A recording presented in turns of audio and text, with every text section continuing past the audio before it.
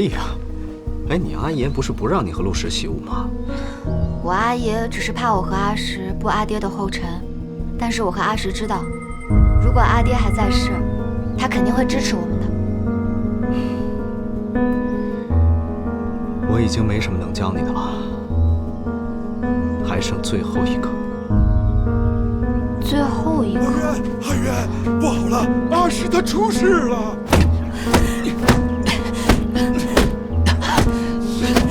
别打了，大人，你放了他吧。你们别打了，别打了！